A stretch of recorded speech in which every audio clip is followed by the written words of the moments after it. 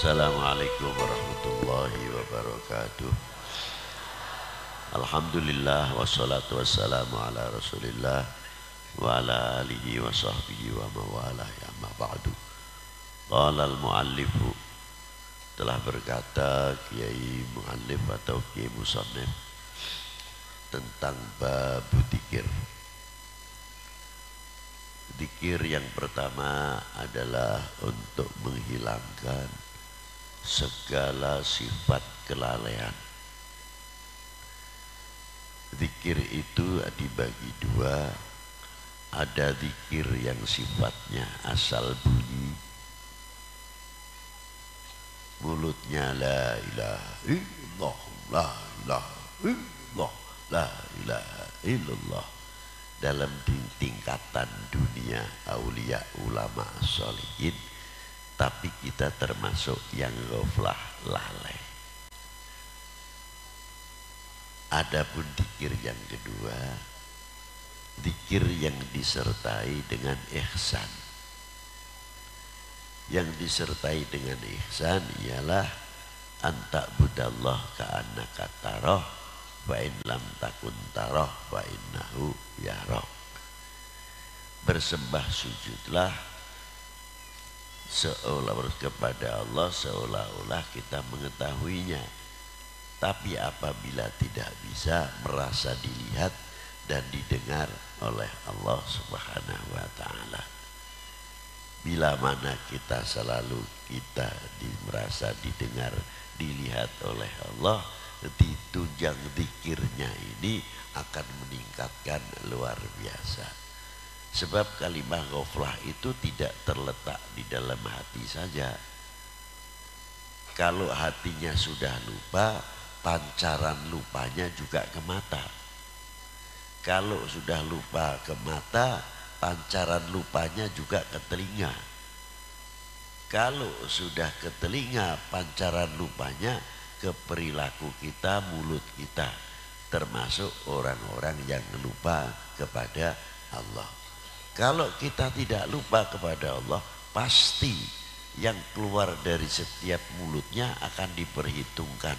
Masa mulut kalah dengan uang? Kalau uang kelangan 1.000 saja, 2.000 saja, masih dicari, muter dan sebagainya. Tapi kalau omongan kita salah, mestinya harus dicari di mana letaknya kesalahan.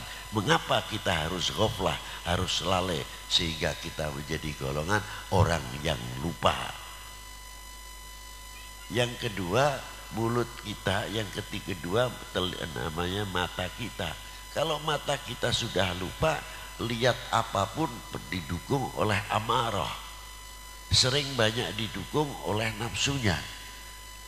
Dan apabila telinga kita ini sudah tersirami kelupaan karena hati yang ghaflah, telinga pun lebih suka mendengarkan yang mengakibatkan pecah belah antar sesama kita, sesama umat, sesama sebangsa.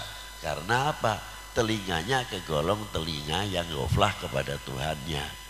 Mengapa saya berpendapat yang demikian? Karena besok akan ditanya oleh Allah, mulutnya untuk apa? Matanya untuk apa? Telinganya untuk apa? Nah, mengapa terjadi kelupaan? Karena kita banyak ghaflah, tidak mau berzikir, yang selalu merasa dilihat dan didengar oleh Allah Subhanahu wa ta'ala. Maka selanjutnya akan diteruskan oleh putra saya, Habib Ahmad Al-Habsyi. Kebetulan beliau datang. Monggo, Habib.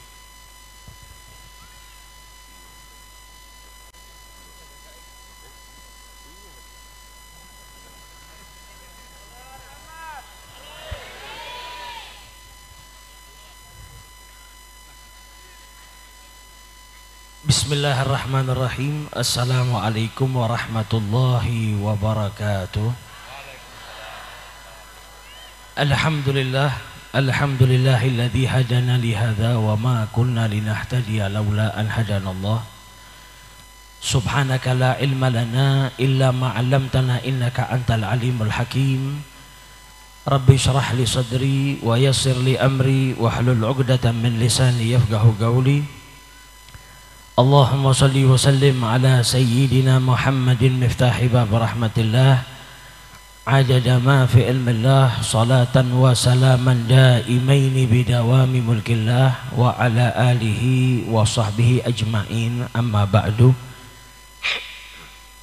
Alhamdulillah, baru saja kita dengarkan apa yang dijelaskan oleh beliau guru kita Al-Habib Muhammad Lutfi bin Ali bin Yahya atalallahu umrahu fi sihah wal afiyah, yang mana beliau jelaskan kepada kita pentingnya berzikir kepada Allah Subhanahu wa taala, di mana salah satu daripada keutamaan berzikir adalah menjauhkan kita daripada sifat ghaflah. Karena manusia itu kalau sudah sekujur tubuhnya berzikir mengingat Allah Subhanahu wa taala, maka dari ujung rambutnya hingga ujung kakinya tidak berbuat apapun terkecuali perbuatan-perbuatan yang diridhoi oleh Allah Subhanahu wa taala. Manusia diperintahkan oleh Allah untuk selalu ingat kepada Allah. Salah satu cara ingat kepada Allah adalah dengan berzikir kepada Allah Subhanahu wa taala. Namun tadi beliau sampaikan zikir itu ada yang sebatas di kerongkongan, di lisan, sehingga seseorang yang berzikir itu tidak bisa merasakan halawatul zikir. Namun ada orang-orang yang dimuliakan oleh Allah Subhanahu wa taala yang bisa berzikir bukan hanya dengan lisannya melainkan hatinya juga berzikir, di mana dari hati tersebut kemudian mengajak matanya berzikir kepada Allah, tangannya berzikir kepada Allah, kakinya berzikir kepada Allah Subhanahu wa taala. Kalau sudah seluruh anggota tubuhnya berzikir mengingat Allah, maka matanya tidak akan digunakan kecuali untuk sesuatu yang diridhai oleh Allah Subhanahu wa taala. Tangannya akan digunakan untuk membantu orang lain, kakinya akan digunakan untuk melangkah ke tempat-tempat yang diridhai oleh Allah Subhanahu wa taala, hartanya akan digunakan untuk sesuatu yang mendatangkan keridhaan Allah Subhanahu wa taala. Ini semua athar daripada zikrullah, berzikir kepada Allah Subhanahu wa taala. Dan sebetulnya obat yang paling mujarab untuk menjaga anggota tubuh kita yaitu dengan menggunakan anggota tubuh kita untuk selalu dalam ketaatan kepada Allah Subhanahu wa taala. Gimana caranya anggota tubuh supaya taat? Ajak anggota tubuh kita untuk selalu berzikir mengingat Allah Subhanahu wa taala. Dalam hadis Nabi SAW bersabda, ihfazillahi yahfazka, jagalah Allah, niscaya Allah akan menjagamu. Maksudnya jagalah Allah di sini adalah jagalah perintahnya Allah, peliharalah seluruh perintah-perintahnya Allah, dan jauhilah larangan-larangan Allah Subhanahu wa taala.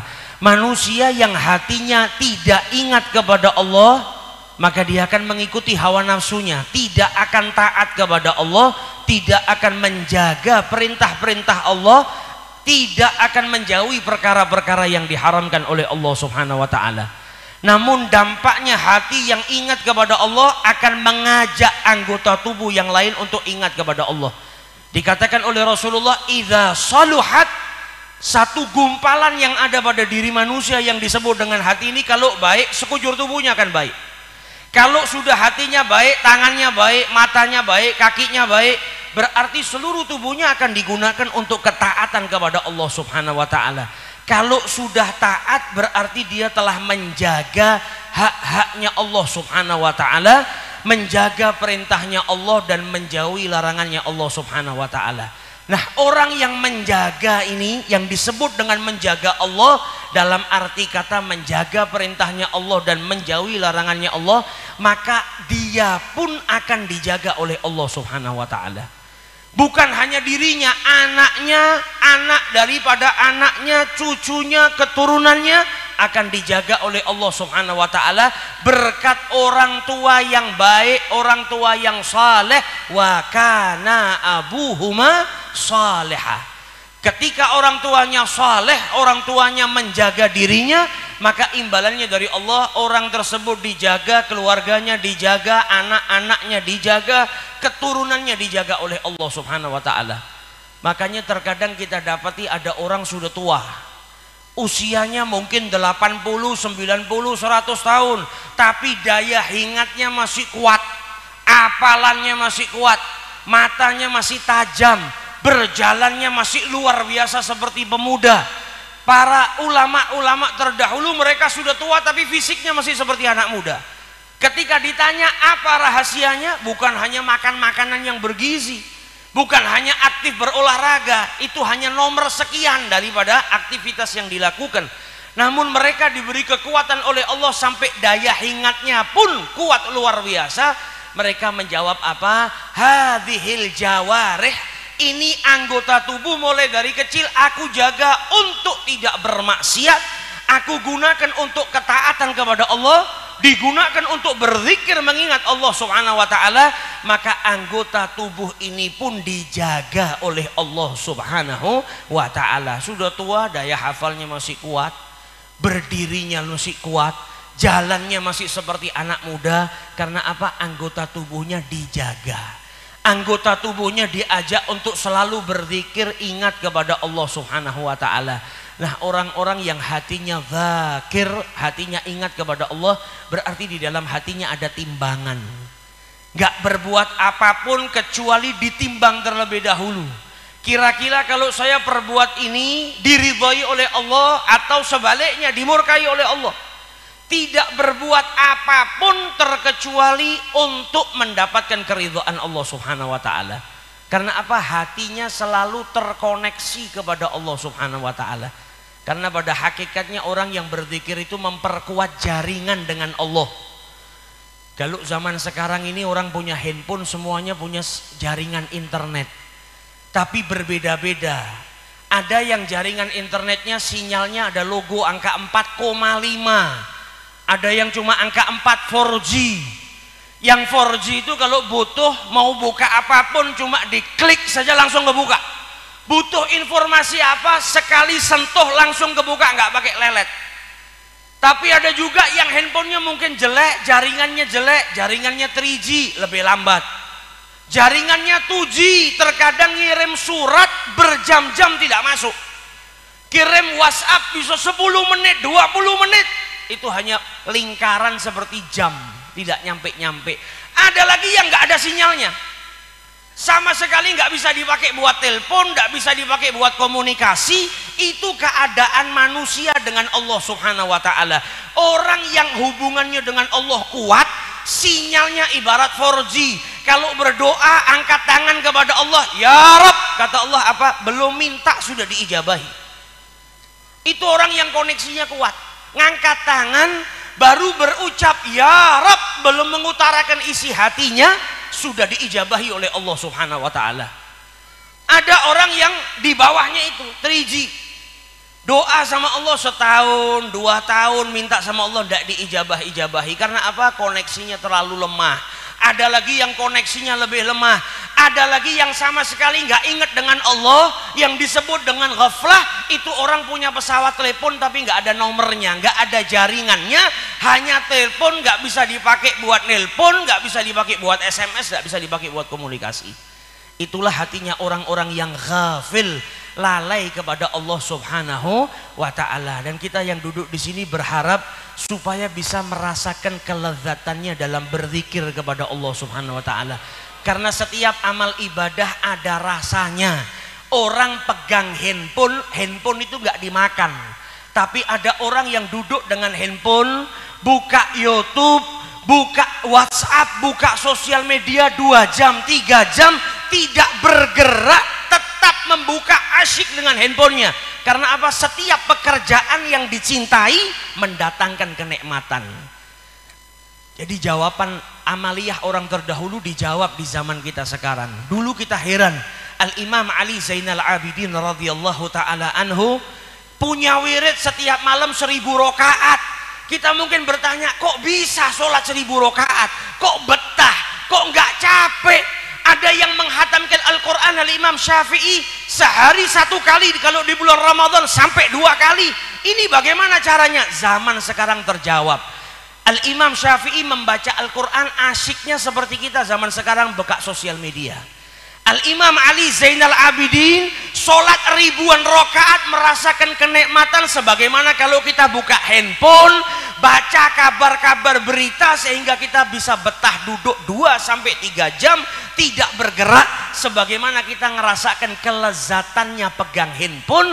Beliau para wali-wali Allah merasakan kelezatan ketika beribadah kepada Allah Subhanahu wa taala.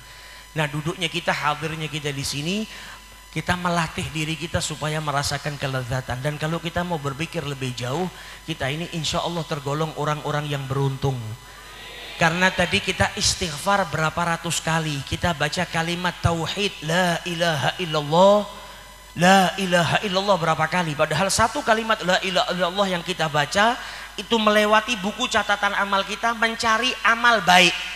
Kalau yang dilewatin perbuatan dosa dihapus sama la ilaha illallah tadi sampai mendapati amalan baik, kemudian dia berjajar di sebelahnya. Kalau kita punya 14 lembar dari buku catatan amal kita atau 20 lembar, 100 lembar yang isinya perbuatan maksiat, kalimat la ilaha illallah yang kita baca tadi menghapus perbuatan dosa-dosa kita sampai akhirnya bersanding di amal baik yang ditemukan. Dan istighfar dari tadi kita baca, kata para ulama apa? Lisanmu tidak akan digerakkan oleh Allah untuk beristighfar, memohon ampun kepada Allah, terkecuali Allah sudah menyiapkan ampunan untuk dirimu. Kalau Allah tidak mau mengampuni kita, kita tidak diizinkan untuk beristighfar, bahkan kita tidak akan diilhami oleh Allah Subhanahu wa taala untuk memohon ampun. Tapi pagi hari ini kita dikumpulkan di majelis rahmah, di majelis zikir, di majelis salah ala Rasulillah, di majelis ilmu, beristighfar bersama, berzikir kepada Allah bersama-sama. Itu bukti bahwasanya pada hari ini, siang hari ini, Allah Subhanahu wa taala hendak mengampuni dosa-dosa kita, dan insya Allah tidak berdiri dari majelis ini terkecuali seluruh dosa-dosa kita diampuni oleh Allah Subhanahu wa taala. Amin ya rabbal alamin. Wa ma takallamna illa al-imtithal al-amr wal afu minkum. Selanjutnya, assalamualaikum warahmatullahi wabarakatuh.